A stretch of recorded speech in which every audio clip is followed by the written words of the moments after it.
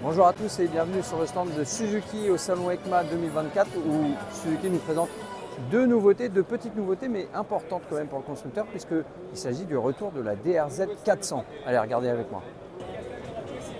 La voici. Alors Suzuki a changé de dénomination, c'est la DRZ 4 désormais, SM pour la version super motard et S pour la version plus off-road qu'on voit ici. Le bloc moteur, il a été complètement réinventé. Il est forcément passé à l'injection. Il est respectueux des nouvelles normes, Euro 5+. Il a surtout une électronique assez poussée puisqu'il a le ride-by-wire. Il a également des modes moteurs. Il y en a 3, A, B ou C, plus ou moins punchy, plus ou moins sportif. Le bloc, il mesure 398 cm3 de cylindrée. C'est un 4 soupape, double arbac en tête. Il développe 38 chevaux et 37 Nm par rapport aux 400 qui existent encore dans certains autres marchés que l'Europe. Ça représente une petite baisse de 2 chevaux. La boîte, c'est une boîte 5 vitesses, il n'y a pas eu d'augmentation à ce niveau-là. En revanche, on note une augmentation au niveau du poids, 10 kg en plus. Ça poste la S à 151 kg en ordre de marche, 154 kg pour le modèle SM. Le cadre est en acier, le bras oscillant en revanche et la boucle arrière sont en aluminium, ils sont boulonnés dessus, c'est plutôt bien quand on fait un peu de cross. En termes de suspension, c'est Kayaba qui officie à l'avant comme à l'arrière avec des dépattements très généreux, 280 mm à l'avant, 296 à l'arrière pour la version S ici présente. Et puis du côté du Supermat, un peu moins, mais quand même 260 à l'avant, 277 à l'arrière. Ça laisse présager de belles aptitudes au off-road ou au flat track, pourquoi pas, et au sentier lorsqu'on se balade en campagne. Les pneus sont fatalement différents. On trouve des Dunlop sur la SM avec des jantes à rayons toujours, mais bien plus larges. Et puis sur la version off-road, ce sont des IRC avec une roue avant de 21 pouces, une roue arrière de 18 pouces, 17 pouces bien sûr sur le super motard. Ici, on trouve un simple disque avec étrier double piston. Il est plus petit sur le modèle off-road, c'est logique, on a moins besoin de mordant, moins besoin de puissance. De l'autre côté, on trouve un plus grand disque, mais on aurait peut-être aimé un double, bon, sachant que les poids sont tout de même limités, hein, je le dis, 150 kg environ. L'ABS est déconnectable à l'arrière pour pouvoir faire des petites glisses sur la SM, qui a un véhicule homologué 100% route. En revanche, sur la version S, il y a une petite dérogation qui est permise, c'est-à-dire que non seulement l'arrière mais l'avant aussi peuvent être déconnectés pour des utilisations vraiment sur terrain privé uniquement.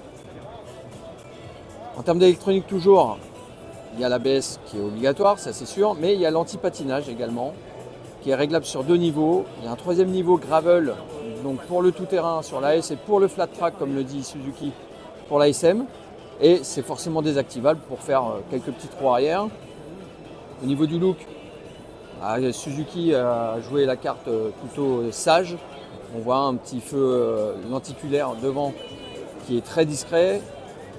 Et puis on trouve aussi un tableau de bord, plutôt un petit écran très compact, ce qui devrait séduire les fans de off-road, mais ce qui pourrait laisser sur leur faim les fans de SM qui conduisent au quotidien et qui auraient peut-être aimé avoir un peu plus de visibilité.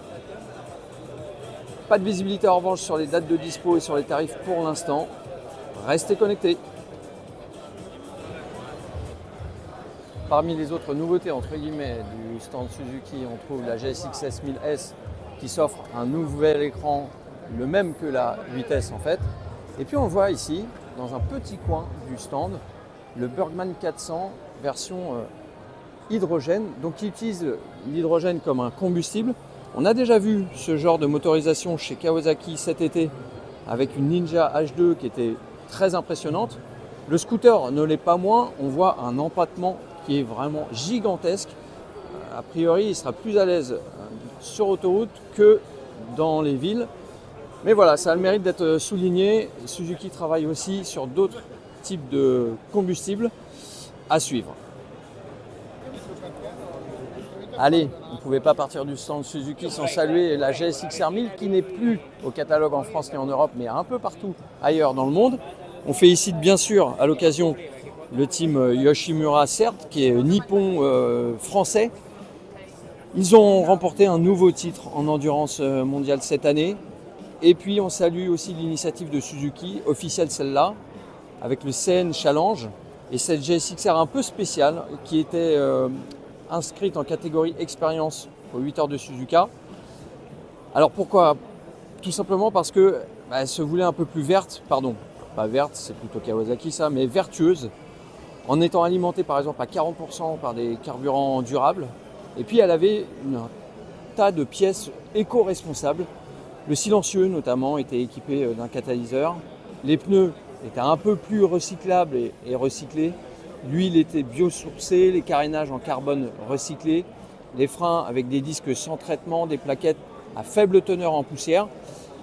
Et puis une batterie un peu plus light aussi. Au final, elle remporte la catégorie expérience, mais c'était pas très difficile, elle n'était que 2 à concourir. En revanche, elle termine à une honorable, à une belle 8e place au scratch. Comme quoi, Suzuki et l'Agex ont un peu d'avenir.